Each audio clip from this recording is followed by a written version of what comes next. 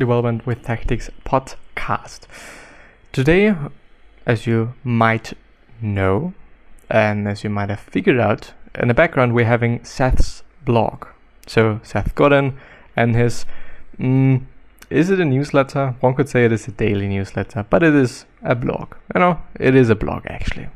It's a blog. It's not a newsletter, it's a blog. A blog with an article every single fucking day. It is a grind, it is a thing. He's just doing it. He himself says that there are many articles that are not doing that well. And, there are some articles that are doing extremely well. So this is always the case. We are always producing things, a lot of things that, may actually not be that good. But some of these things, when we're doing it every day and when we're doing it so often, some of them are just going to be good. And I, in the end, think that when I'm doing a lot, I'm having a higher chance of actually creating something that I also myself think is amazing. And also other people think is amazing. So when I might cut it in half, I wouldn't necessarily say that it is going to be better. Especially because, and it really depends, I think, on that, I would probably not spend double the time on whatever the fuck I'm doing as I'm doing right now, or compared to right now. But yeah, Time and Focus and Energy, which is the latest one of his articles, actually from today. Sooner or later, they are all finite, and the way we allocate our time and emotional energy determines what gets done. If we ordered your day in 6-minute increments, what would we find? By the clock, how do they actually spend the time given to you? We each get the same 24 hours. How much was spent on work? And the work time, how is it correlated with what creates the value you seek? A question that is harder to measure, but with far more impact of the time you allocated. What was your focus and emotional drive spent on?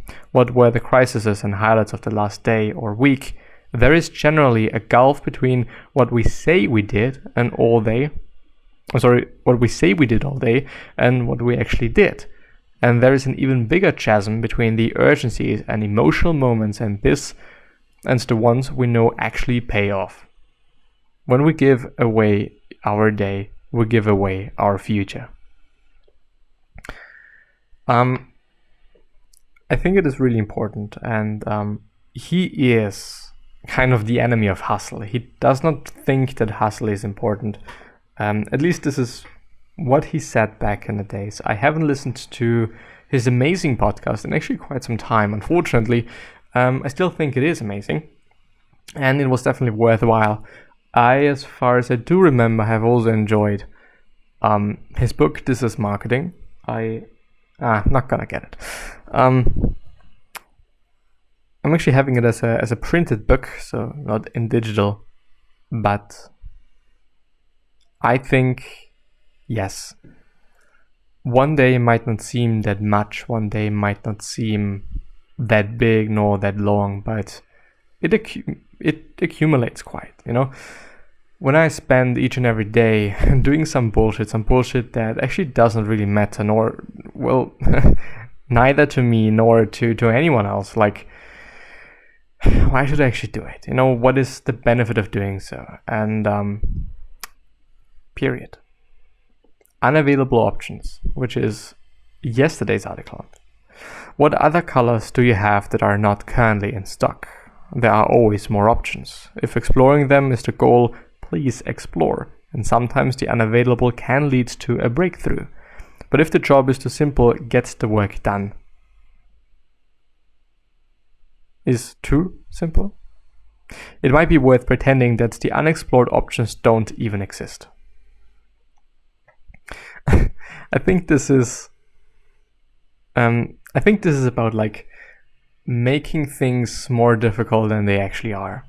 I guess that we quite often indeed we are being consumed by like, okay, I really want to do this amazingly, I really want to do a great job, but sometimes we do not see the tree in the forest. Sometimes we just really do not see the things that that are so close to our eyes, that are so close to us. Maybe this is even the issue, that they're so close that we're just not able to see it, So making things easier and not more difficult might be what one should be doing. How long will this take? That depends. Will the spec change after we begin? Are we depending on supplies or inputs from other people? Will the budget change? Is this work that has been done by anyone before? Is this work that has been done by this team before? Is finishing it fast more important than doing it well or on budget? Do you want to participate in the work, see the part about the spec? What are the incentives of the people working on the project? How many different people are involved? Are all the people, budgets, and assets in place already? Who is choosing the tools? Path finding takes longer than path following. Discussions lead to changes in spec. Dependencies always add time. I really feel that. I would say that this is kind of client work in a nutshell. And since quite every work, I think in the end is going to be client work, one really has to make sure that these things are being discussed and, especially are being discussed before you start the work. At my point of view, there's nothing more, there's nothing shittier than when specs actually change in the process. It can happen, of course, and I do not want to say that this happening is always bad. Sometimes it might actually be what the team needs and also what the client needs, and sometimes it is just what it is. Sometimes the budget that initially was thought about being used isn't just there, because maybe sales dropped just because of inflation. There are so many things, so many variables, so many aspects of business, of life, of whatever, that things just change from time to time. A good spec. If you hand a good spec to 3 providers, you'll get 3 variations back in return. The way you know your spec is worthwhile is that you can live with the differences between them. If it is worth caring about, it's worth writing about. Strength through resilience. Brittle systems are weak. Short-term wins feel like a demonstration of will by those that seek to be strong. But the only run is the long run.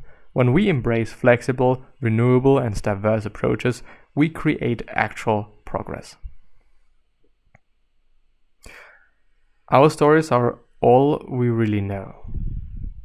Joni wrote, this is a bit of a longer one, with a video in the very end. Rows and flows of angel hair probably, and ice cream castles in the air, and feather canyons everywhere. I've looked at clouds that way. But now they only block the sun, they rain and snow on everyone.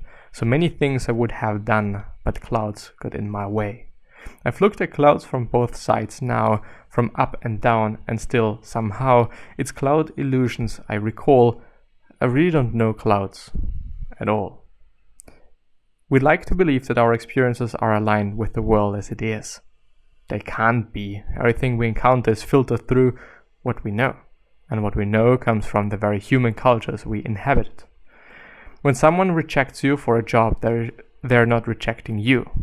How could they be? They don't know you. Instead, you're rejecting their story of you, the best approximation they had combined with the complicated story they, all of us, tell ourselves about our needs, dreams, and also fears. We take these stories and we compound them, we sharpen them, rehearse them, and turn them into an augmented version of the world as we see it, not the world as it is. If it is not working for us, the best thing we can do is begin to do the very hard work of telling a new story. A better story, one that is more useful. The clouds are up to us. This is very encouraging. This is very encouraging for quite everyone. I just thought about all the different things that I've been doing throughout the years, some habits that I've somehow lost, and some things that I somehow maybe even forgotten about and whatnot, but it is okay. And it is also okay that I might have not seen the success that I would have liked to have up until now, because maybe just the story was not the right one to tell. Maybe the story that I was sharing, if it was on purpose or not, I think doesn't matter at this point. Probably it's also about the story that I've been telling myself. I would argue that the story that I am telling myself and the stories that we ourselves are telling ourselves, that this probably also changes the story that we are telling to other people. On one hand about ourselves, and on the other hand about the work that we're doing and just quite everything. So yes, it's about reframing. It is about changing our worldview, about changing how we see things and how we're talking to ourselves. Like, this is the story. This is our story. This is the story that we are telling and the story that we are telling ourselves. I think it is crucial. And there is a video I can, for all the podcast viewers and or listeners, it is on YouTube and it is titled Both Sides Now from Joni Jam at the 22. I think it's Newport or something, but you're probably going to find it with these few words. Anyway, but yeah, with that being said, I'm hopefully going to see you the next time. So